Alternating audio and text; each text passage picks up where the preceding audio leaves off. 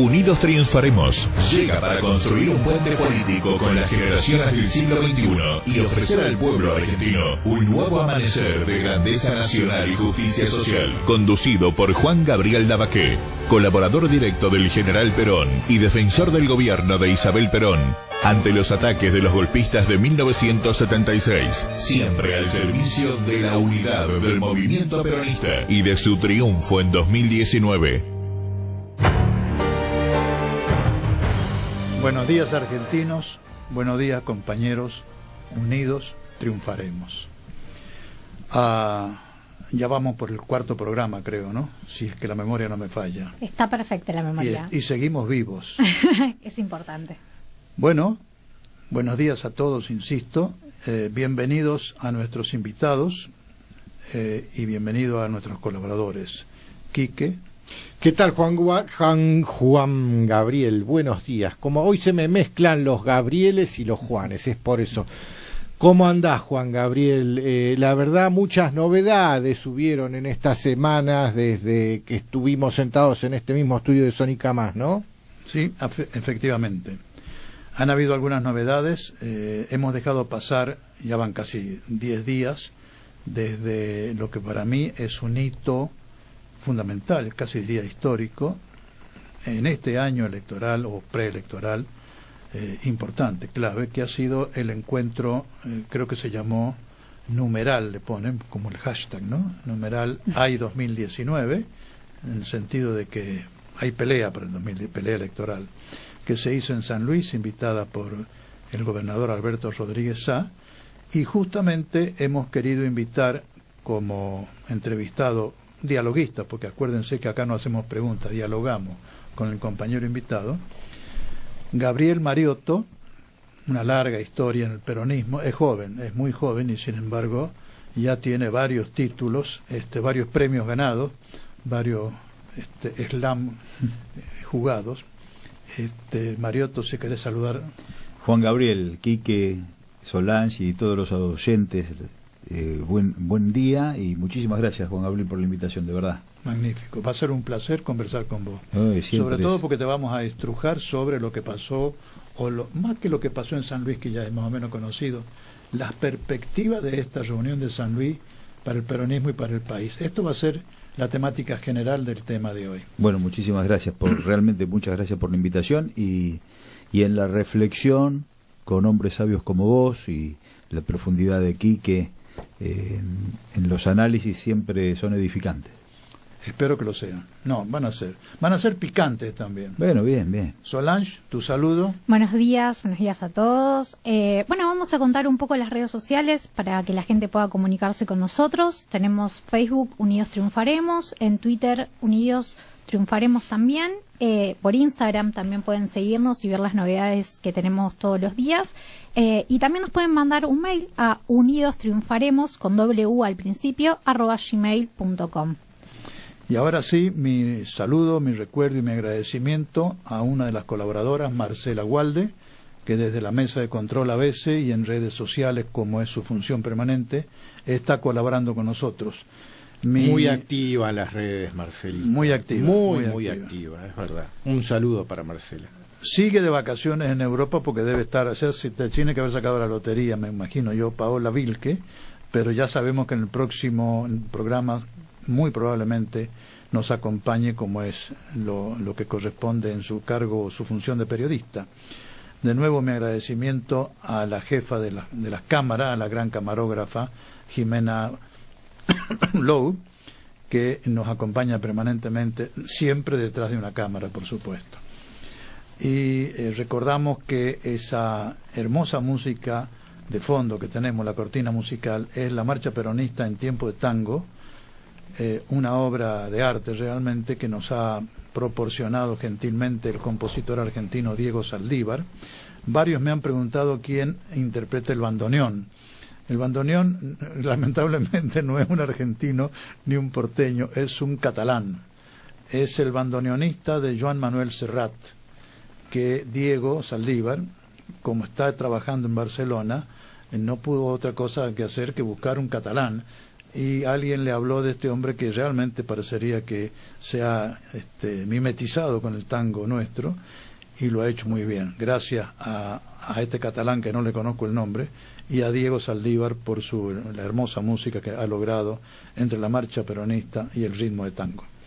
También queremos agradecer a Hernán, que hoy nos está operando, y bueno, seguimos adelante con lo importante del programa. Bueno, avanzamos.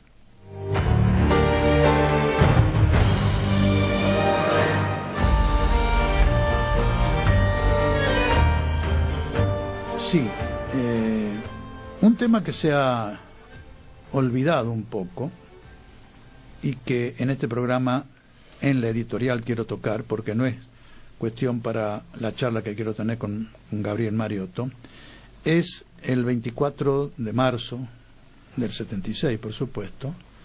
Lo que sucedió ya lo conocemos, lo que produjo después, lamentablemente, fue terrible, y también lo conocemos, pero creo que no se le ha dado en la historia de estos años, desde el 76 hasta hoy, 42 años, no se le ha dado la importancia y el significado que tuvo ese día en sí la conducta del gobierno constitucional.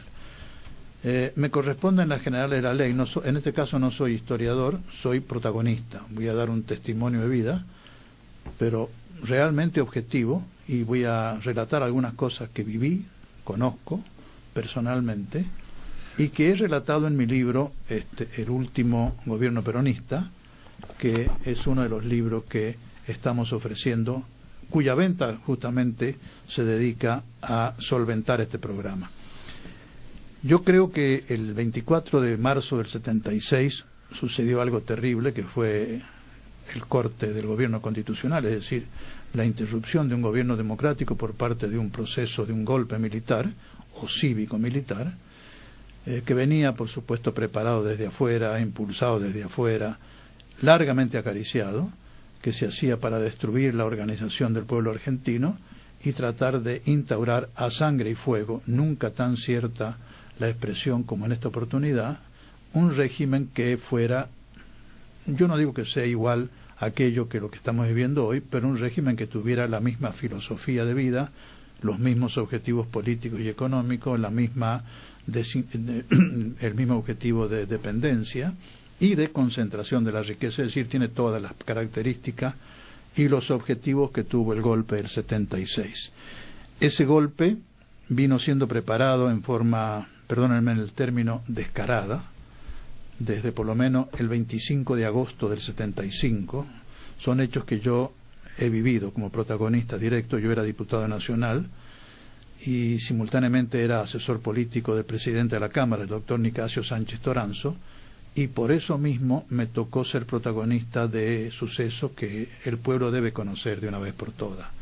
El 25 de agosto del 75 se rebeló, es decir, se declaró en rebeldía, en sedición abierta, el general de Elías Larroca, jefe del Tercer Cuerpo en Córdoba, exigiendo la renuncia del comandante en jefe nombrado por el gobierno constitucional de Isabel Perón, que era el coronel Damasco. Damasco era el ministro del Interior, exigiendo la renuncia de Numa Laplane, que era el jefe del Estado Mayor, en aquel entonces eran comandantes en jefe, para entronizarlo al general Videla. Hubo un tironeo feroz dentro del gobierno porque hubo quien quiso aceptar esa imposición y quienes nos opusimos a esa imposición, y en honor de la verdad se opuso formalmente Nicasio Sánchez Toranzo, el cual me pidió representar a la Cámara de Diputados, y yo di la posición nuestra de total oposición al nombramiento de Videla, porque era aceptar prácticamente una estafa y una coacción, y se opuso Lorenzo Miguel, en nombre de las 62 organizaciones. Lamentablemente, entre los ministros mismos hubo poca resistencia seria. La más seria de todas fue la del ministro Corbalán Nanclare, que era mendocino, ministro de Educación. El resto del gabinete, mal que mal, dijo, bueno, hay que aceptarlo, conviene. Hubo una larga reunión en la cual se tuvo que interrumpir un minuto porque el almirante Macera y el brigadier Fautario ingresaron para decirle al gabinete y a la señora de Perón que confiaran en Videla porque era un general democrático, y por lo tanto que aceptaran el pedido de Darío Larroca desde Córdoba, porque esto apaciguaría el país, y que Videla era un hombre de confianza. En ese momento la señora de Perón pidió alguna opinión más entre el gabinete. El más firme, insisto, fue Corbalán Nanclares, que dijo de ninguna manera. Y la señora de Perón en ese momento, no sé si por consejo de Corbalán Nanclares o por su propia cuenta, ella tenía mucha estima por el general Alberto Cáceres, que era el jefe del primer cuerpo, lo mandó a llamar y a solas le pidió su opinión y le dijo: yo estoy dispuesta a nombrarlo a usted comandante en jefe, porque usted es un hombre leal a la Constitución y al gobierno elegido por el pueblo. Y Cáceres, con una gran franqueza, le dijo, después lo repitió ante el gabinete: yo puedo asumir, pero se van a oponer los otros 3 comandantes de cuerpo. Tengo fuerza suficiente para vencerlos, pero va a haber sangre. Y ahí fue cuando Isabel dijo: no, sangre no me voy a hacer responsable de esto, prefiero luchar contra un grupo no tan claro en sus designios, pero que salvemos la paz del país, por lo menos en la parte de violencia armada. Desgraciadamente, ese fue un paso que no se debió dar para mí.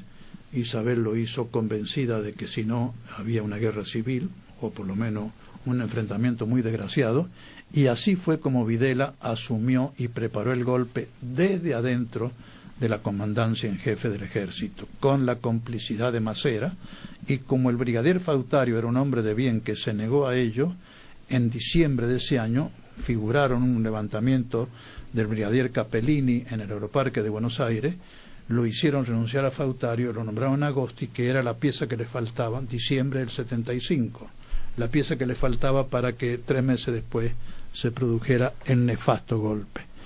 Pero durante todos esos 6 meses, un poco más, casi 9 meses, desde agosto del 75 hasta el 24 de marzo del 76, las presiones sobre Isabel para que renunciara, de algunos malos peronistas que se separaron del bloque, formaron el grupo de trabajo, se unieron al pretexto o a las razones o a la presión militar para que renunciara Isabel, y si no apoyaban el golpe, de todos los otros partidos políticos cometiendo un error histórico, no resistieron la presión militar, todos, sin ninguna excepción, salvo la historia, hay que decirla entera, salvo el Partido Comunista Revolucionario, creo que era maoísta, si la memoria no me falla, y la izquierda nacional del Colorado Ramos, como le decíamos afectuosamente, Jorge Abelardo Ramos. Todo lo demás se puso en contra, y sin embargo Isabel tuvo la valentía y la dignidad, siendo una mujer débil, físicamente débil de salud, de oponerse a la presión militar. Yo creo que este es el significado del 24 de marzo que hay que rescatar para la posteridad. No es el Día de los Derechos Humanos porque ese día no se cometió ningún atropello a los derechos humanos. En todo caso hay que pensar que los derechos humanos o los recordamos el 16 de junio, la matanza del pueblo peronista, del pueblo argentino en la Plaza de Mayo por bombas de la Marina de Guerra, o lo recordamos el 22 de agosto, la matanza de Trelew. Acuérdense de la masacre de Trelew en la base Almirante Sar. Pero el 24 de marzo no hubo matanza, no hubo nada que lo asocie con los derechos humanos. Sí hubo un golpe militar y una resistencia tenaz, digna, valiente de una presidenta físicamente débil. Yo creo que en la historia lo iremos dilucidando con el tiempo. La historia lo tiene que hacer.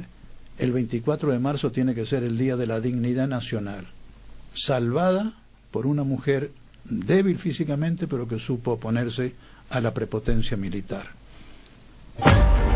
En esta tierra, lo mejor que tenemos es el pueblo. Hagámoslo realidad triunfando, unidos en 2019. Ese es el objetivo de Unidos Triunfaremos, el programa de Juan Gabriel Lavaqué y sus colaboradores, que se emite por Sónica Más.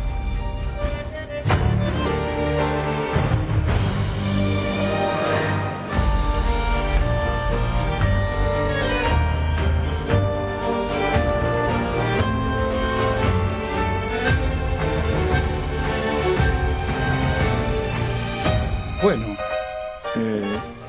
he hablado de un tema triste. Para mí es triste, habrán visto que no me puse nada contento.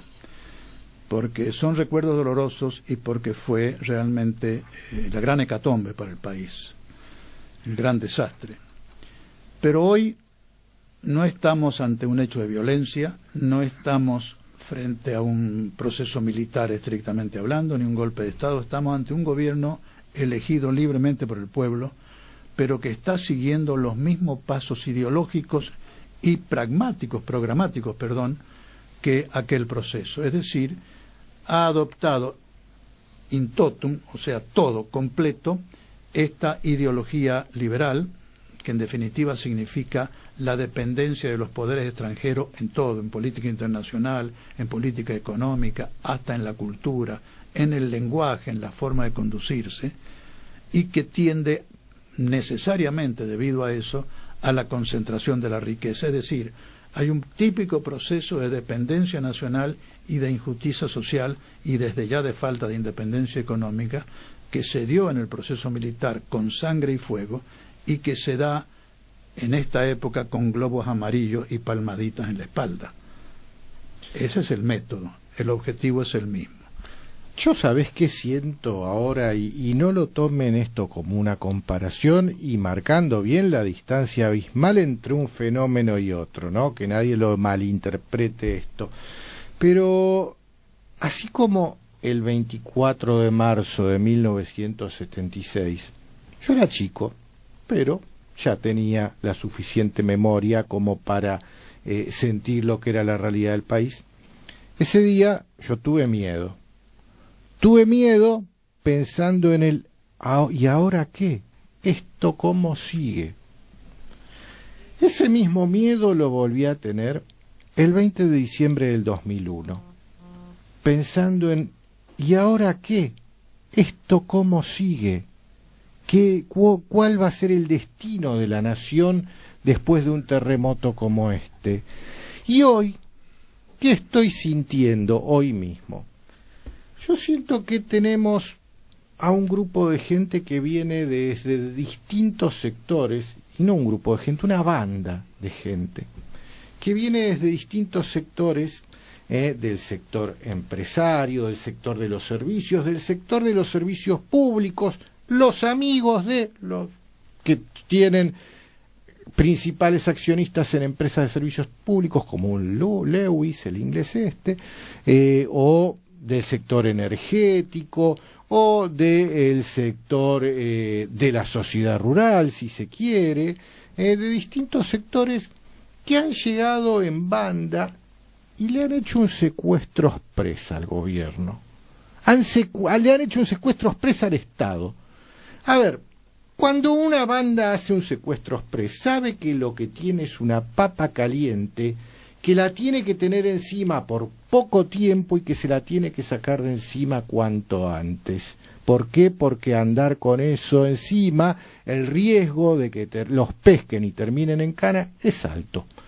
Yo siento que esta banda que ha llegado al gobierno hoy sabe concretamente que tienen poco tiempo en el gobierno y que tienen que hacer todo lo que necesitan muy rápido.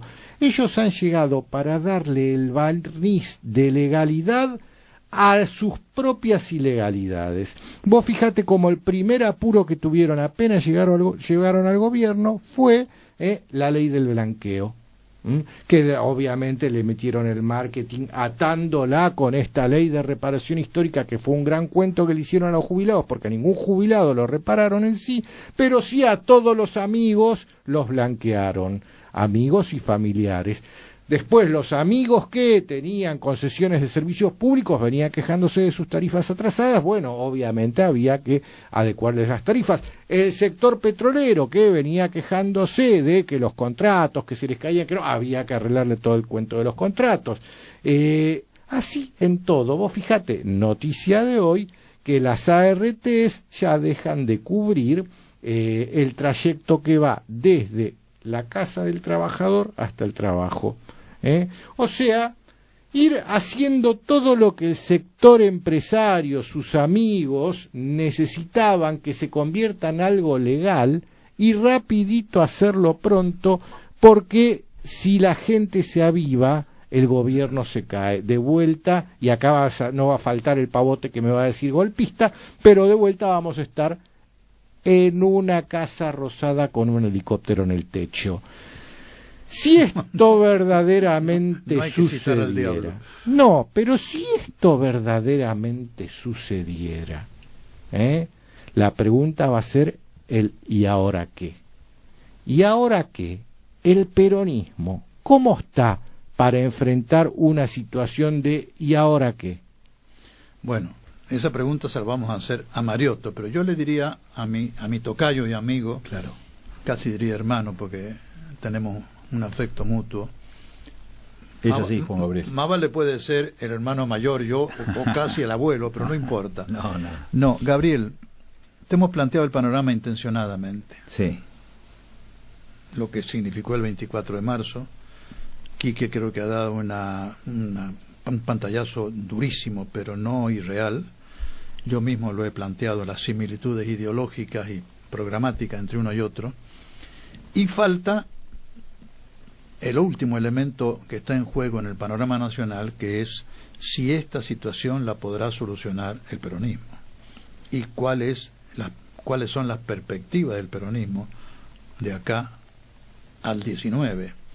Y como esto es insoslayablemente parte de la realidad que se ha creado, digámoslo así, en el peronismo y en el país, en esa reunión de San Luis de hace escasamente 8 o 10 días, de la cual yo no pude participar porque estaba en ese momento ausente, pero sé que vos has ido, y me parece que sos uno de los más calificados para interpretarla y contarnos cuáles son las consecuencias que se esperan de todo esto. En este panorama, ¿cómo ves la situación del país? ¿Cómo ves las perspectivas para el 19? Y especialmente, ¿cómo va a influir la reunión de San Luis en este proceso?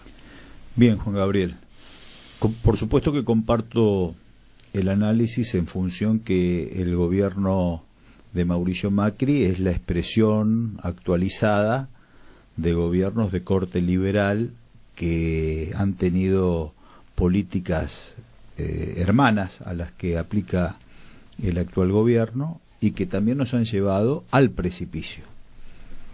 Esto es una fotografía color sepia de los peores momentos trágicos de la historia argentina. Tienen la coherencia y la brutalidad en su aplicación de un objetivo de gerentes, de CEOs, como dicen ahora. Hay un corte colonial en la aplicación de esas políticas y que se emparentan directamente con Cavallo en los 90 o con Martínez Dios en el 76, y si rascas un poquito más con Krieger Bacena y Onganía, y un poquito más con el Sogaray y Frondizi, y un poquito más con Previch y con Roca Runciman, y si vas más atrás hasta la Barimbrada de Rivadavia. Han vuelto, son los mismos, dirían los compañeros Jaureche o Scalabrini en el 55, y bueno, y hoy piedra libre en este tiempo a esas políticas que son atroces, que realmente hoy tienen el corte de salida del cepo elegante, llevando el dólar de 15 mangos o de 9 mangos y medio a 15, y de 15 a 20 y pico. Sí, la está quita tocando de los 21. Quita de retenciones que hacen que los alimentos se vayan por las nubes, sí, que sean inaccesibles, el aumento de tarifas que no sostiene una pyme, los recortes en términos de ley previsional y de intento de flexibilización laboral. Realmente son políticas que ya las conocemos. Apertura indiscriminada de importaciones, la silla argentina y la silla Made in no sé cuánto, Alemania, de Martínez Dios, donde se sentaba una persona en la silla argentina y la rompía, y fomentaban la compra de productos extranjeros, con las políticas de este actual gobierno son absolutamente simétricas. ¿Te acordás de esa propaganda del proceso? Claro, era la propaganda muy ilustrativa. Si me mandan al banco voy contento a buscar mi 24%, decía la antesala de una especulación financiera que hoy en las LEVAC está en el 27 y pico %. ¡Qué barbaridad! ¡Qué barbaridad! Ese era Banco Popular Argentino. Exacto. El Che Pibe, si El me Che mandan Pibe. al banco. Y hablaba de un 24, hoy están pagando un 27 y a nadie se le cae la jeta de vergüenza. No, en la política antiinflacionaria se alaban a sí mismos, se vanaglorian de estar pagando 27% de interés. Por eso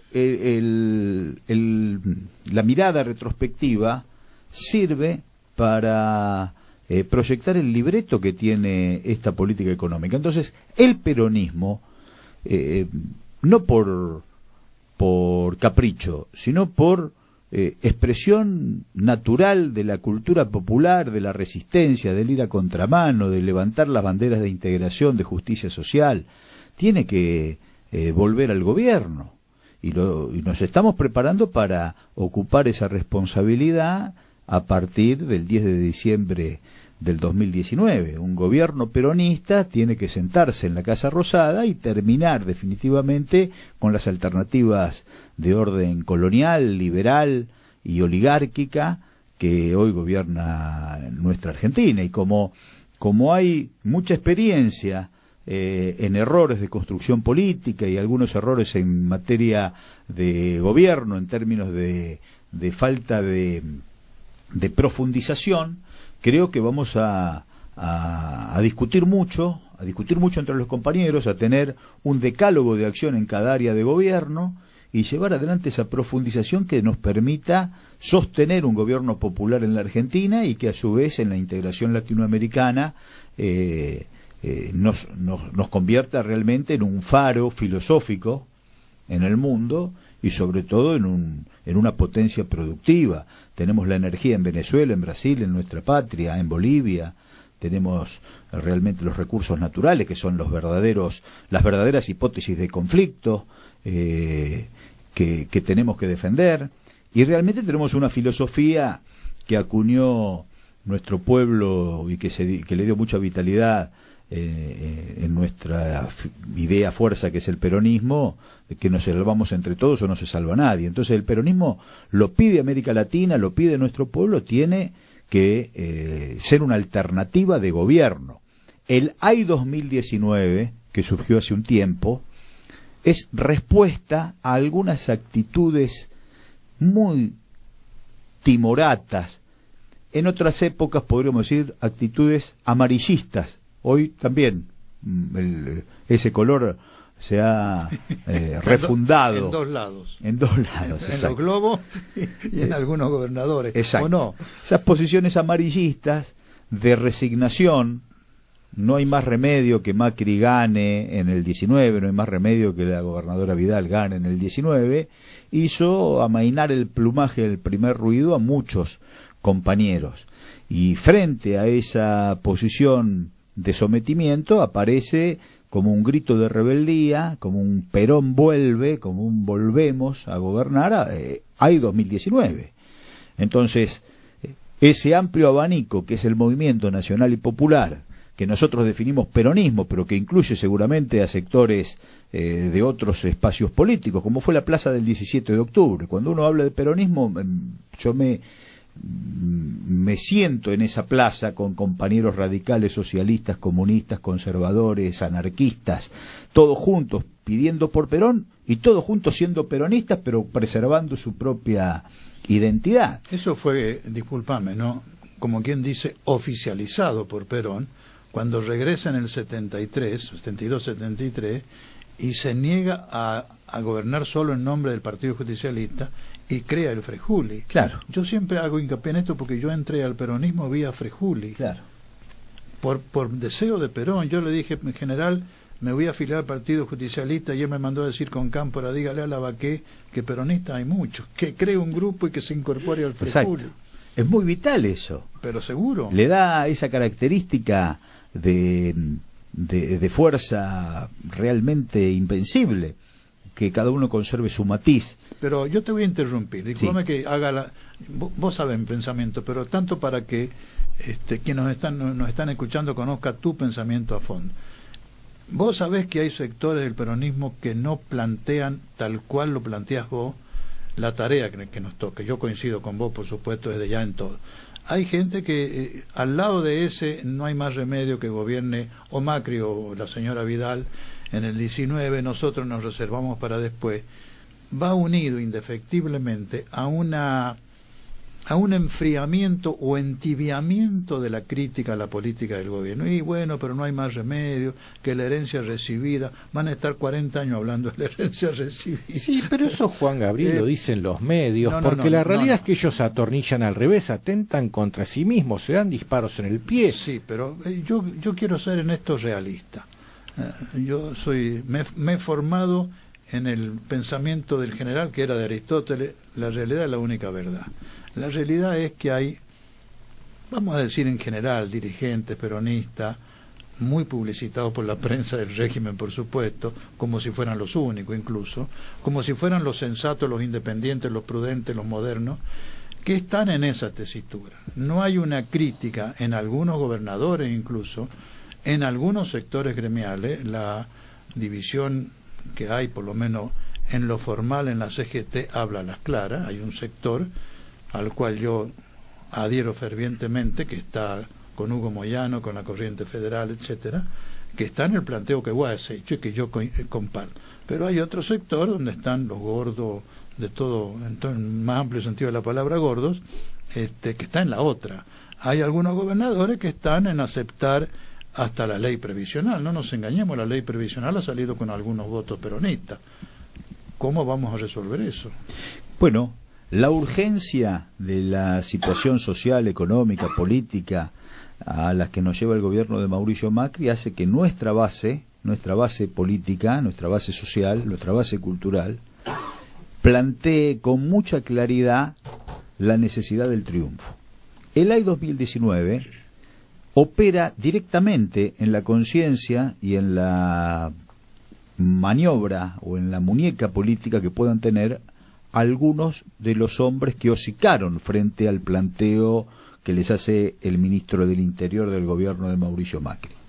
Y ahí ya se ve con mucha claridad una diferencia entre aquellos compañeros que llegaron al gobierno provincial o a algunos gobiernos municipales y algunos legisladores que realmente juegan con mucha vocación de servicio al gobierno de Mauricio Macri, y algunos compañeros que están condicionados con la billetera, con el látigo, con los apretes. Pero como hay 2019, el condicionado puede dar un paso edificante hacia esa construcción política.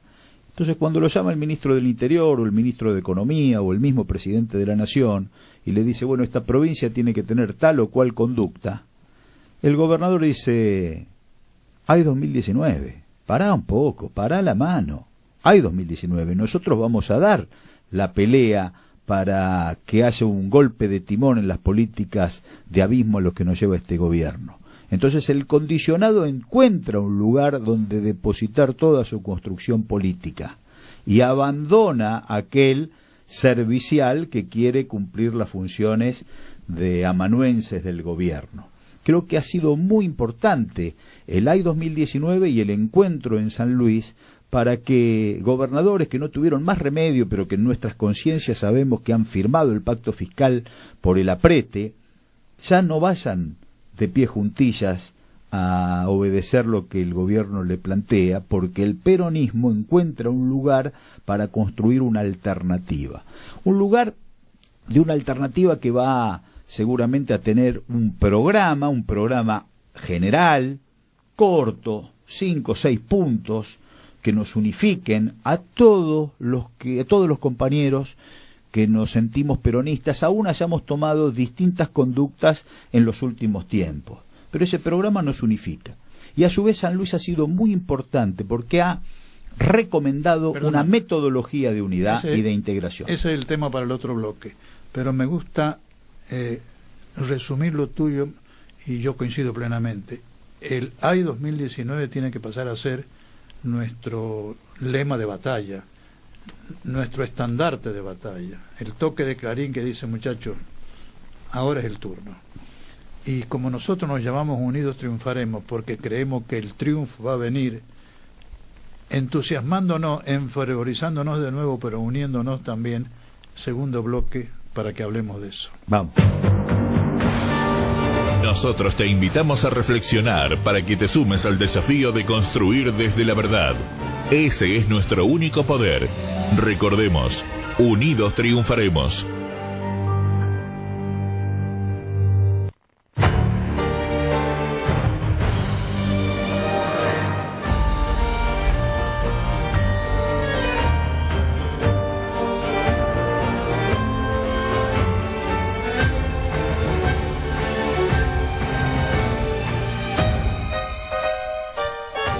Vamos a cumplir lo prometido, porque lo prometido es deuda.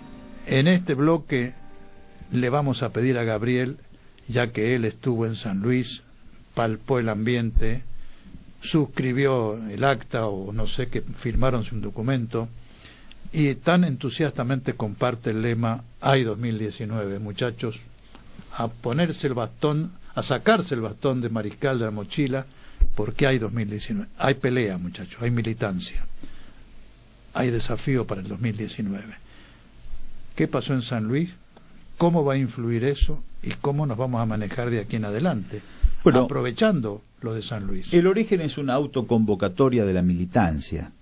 Y eso realmente ha sido expresado en el entusiasmo, donde no hay invitadores e invitados, sino que todo el mundo se hizo cargo de la construcción y se hizo cargo de la responsabilidad de acercar otro compañero que a su vez invitó a otro, invitó a otro, invitó a otro, y todo el mundo lo hace con la responsabilidad y con la cohesión de poder participar en las comisiones y discutir cada paso que se da. Esto es muy importante, es una metodología que a veces habíamos olvidado, esperando siempre una instrucción.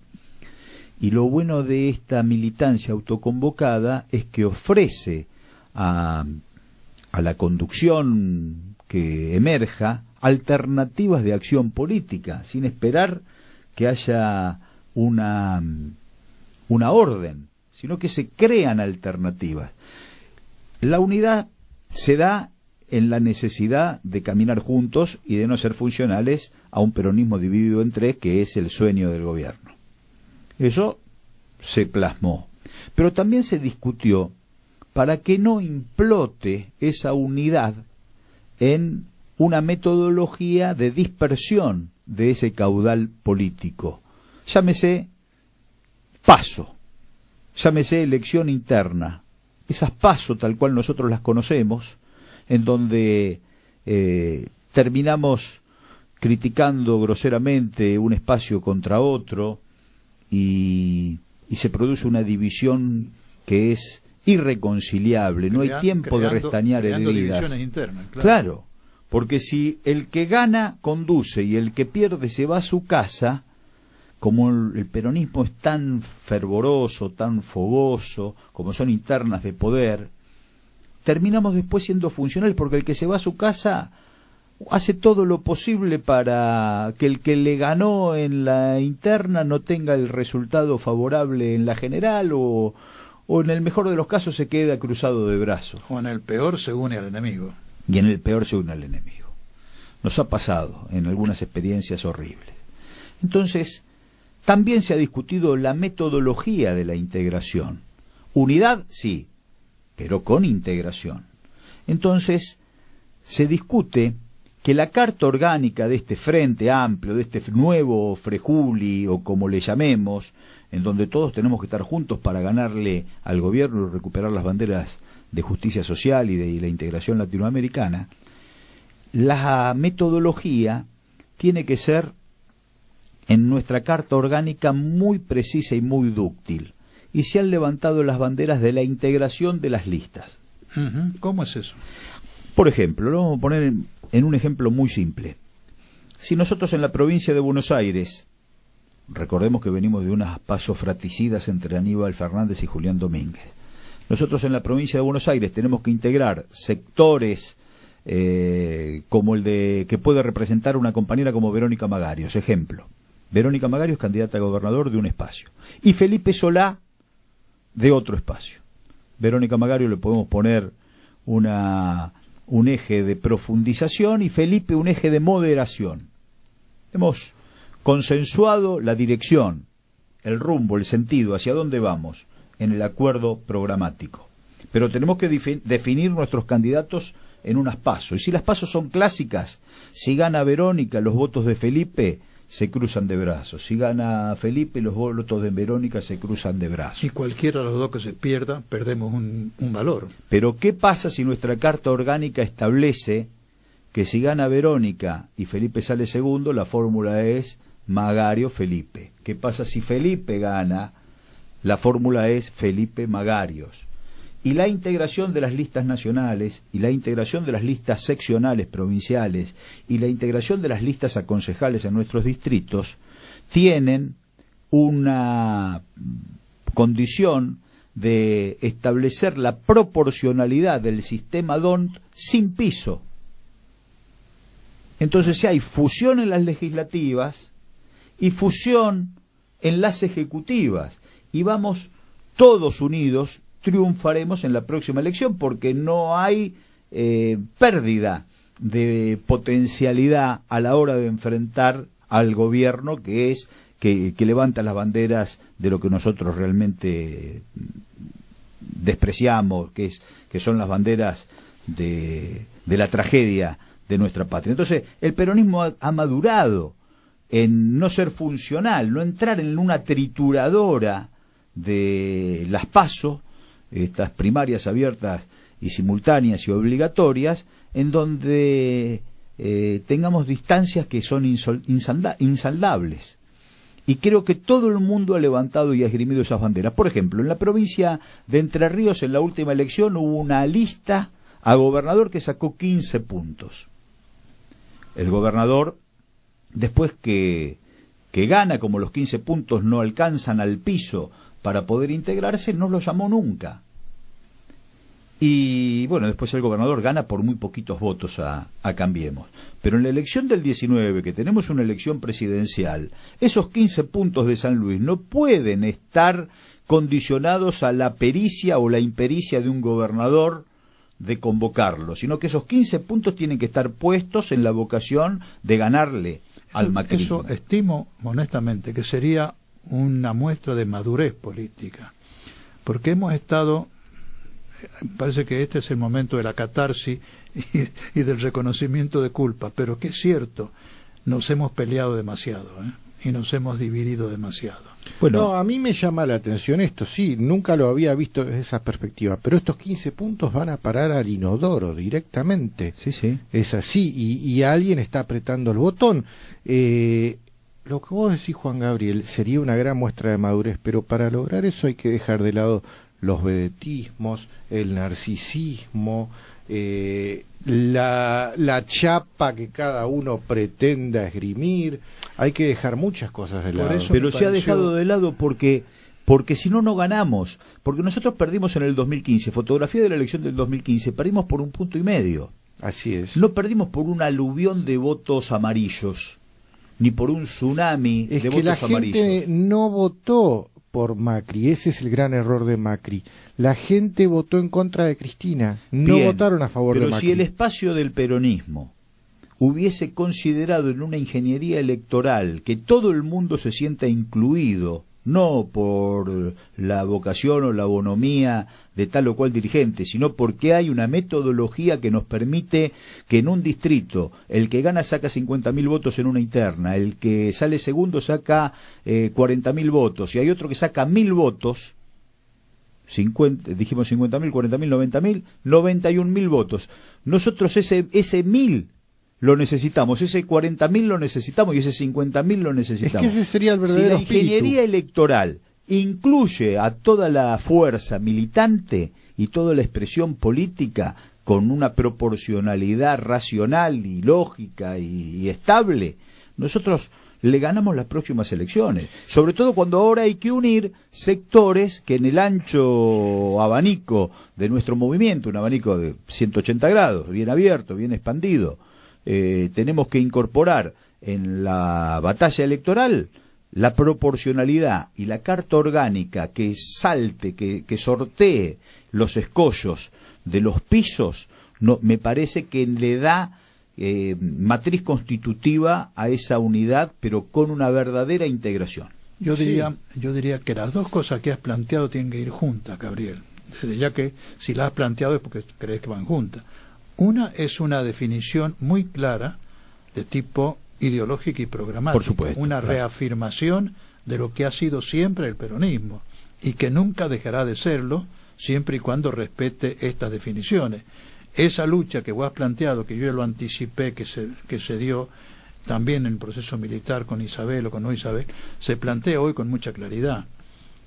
Si hay alguna grieta en el país, es una grieta que divide a los partidarios de un proyecto de integración social, de liberación nacional, de defensa de lo nuestro, con otro que plantea defensa de intereses inconfesables, vamos a decirlo de alguna manera, y que son abiertamente antipopulares. Si eso se traduce en un proyecto muy concreto para proponer para el 19 de liberación nacional, etcétera, etcétera, unido a lo que vos decís que me parece una metodología muy apropiada para unificar al peronismo, entonces sí, el triunfo no solamente lo vamos a asegurar, va a ser positivo para gobernar después. Sí, y va a ser, es muy edificante en términos de participación, donde cada compañero sabe que su tarea no atenta contra el interés general y a su vez le aporta su propia característica, su propio perfil, y eso es lo que hace grande a nuestro movimiento. No que determinada filosofía de pensamiento queda relegada porque no ha cumplido con ciertos objetivos electoralistas, sino todo lo contrario. Nosotros nos enriquecemos de esa mixtura. El peronismo lo entiendo como la expresión ideológica política de la manifestación de la cultura popular, y nuestra cultura popular tiene realmente múltiples expresiones, matices muy importantes, propio de sus geografías, de sus climas, de sus pertenencias, de sus orígenes. Tienen que estar reflejadas en el movimiento. Y tienen que estar reflejadas, porque por eso el movimiento tiene esa fortaleza. Yo le decía la vez pasada, en un programa, creo que fue en el primero, al compañero que les invité, me parece que fue a Fernández Baráibar, cuando iba a ir a San Luis, tengan presente que el país tiene en este momento 3 sectores que son indispensables que estén representados y bien representados en el movimiento. En el peronismo. El movimiento obrero organizado, si no está, no hay peronismo. La gente pobre, especialmente del cordón tercero del Gran Buenos Aires, como tipificación, digamos, tiene que estar representada. Y los gobernadores, o sea, las provincias chicas del interior, el interior profundo, como decimos nosotros, es la tercera pata del corazón sociológico del peronismo. Y esos son matices muy grandes. Se va construyendo. San Luis ha sido un puntapié que a su vez se nutrió de múltiples y vocacionales aportes a la unidad. Entonces todos esos pequeños encuentros que se fueron haciendo, que se fueron llevando a cabo, que se fueron haciendo, confluyeron en San Luis. Ahora el próximo encuentro tiene que ser mucho más grande que este, junto con el movimiento obrero, junto con los sectores de las mujeres, con las compañeras que se están organizando y que tienen una vocación de lucha muy grande, junto con los compañeros de la juventud, junto con los compañeros estudiantes, junto con los compañeros universitarios, junto con los movimientos sociales, junto con los compañeros desocupados, todos juntos, discutiendo y discutiendo y discutiendo. Creo que esta posibilidad de volver a encontrarnos con la urgencia y la necesidad de ser una alternativa electoral de triunfo por la urgencia que tiene nuestro pueblo, le ha dado a la construcción política un elemento, un perfil, una ponderación que durante muchos años despreciamos en la comodidad del gobierno, y nunca más la tenemos que olvidar. Y esto cada problemita, llegar a San Luis costó, porque cada sector tiene su mirada. Todo se ha resuelto con vocación, con mucha actitud y con mucha política. A veces una derrota viene bien, para meditar por lo menos viene bien. Tenemos que ser más astutos y no tener que besar la lona con esta tragedia que lleva adelante el gobierno en materia de desocupación, de exclusión. Hay que tratar de evitarlo, pero pero igual para no tener que pasar por esta tragedia. Pero el peronismo tiene que, nunca debe perder la posibilidad de construir políticas permanentemente, y la construcción política se hace entre compañeros, siempre discutiendo y consensuando el paso que se tiene que dar hacia el camino. Si ganan los compañeros que quieren profundizar, el sentido está resuelto y pondrán el auto a 80, 100 kilómetros hacia ese lugar. Si la interna se resuelve con los compañeros más moderados, en vez de ir a 80, 100 kilómetros, irán a 20, pero la dirección es la misma. Y allá, entonces, va todo el peronismo unido, con la posibilidad de ofrecerle a la patria grande una alternativa de conformación tal cual la soñaron nuestros libertadores hace 200 años y tal cual los hermanos presidentes y nuestro pueblo hace muy poquito tiempo también se estrecharon en esas manos que le dijeron que no al imperio cuando le dijeron que no al ALCA. Creo que está todo muy fresco, está todo muy fresquito en la conciencia, y ahora se necesita unidad de concepción para llevar adelante esta empresa sin ombliguismos, sin sonceras de orden individual, porque lo que está en juego es realmente muy importante. Bueno, el mismo ofrecimiento que le hice a Fernández Baráibar antes de la reunión de San Luis para que lo llevara, te lo hago a vos para esta etapa en donde empezaremos a desarrollar los frutos de la reunión de San Luis. Este programa está hecho para eso. Claro. Considérenlo que es un programa de toda la militancia, de todo el movimiento. Exprésense como quieran y las veces que quieran a través del programa. Mándennos información. El programa es de ustedes también. Sí, sí. Como todo lo que se haga es de todos.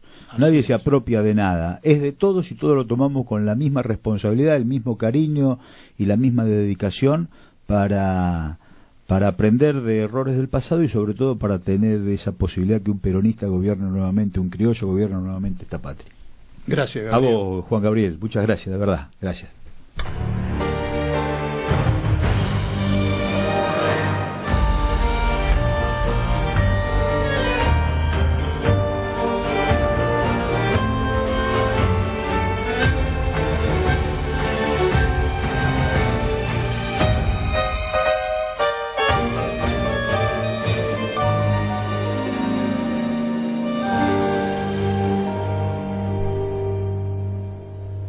Bueno, seguimos con el final ya casi del programa. Vamos a hacer un comentario acerca de lo que se habló al principio, que usted comentó acerca del último gobierno peronista, uno de sus libros.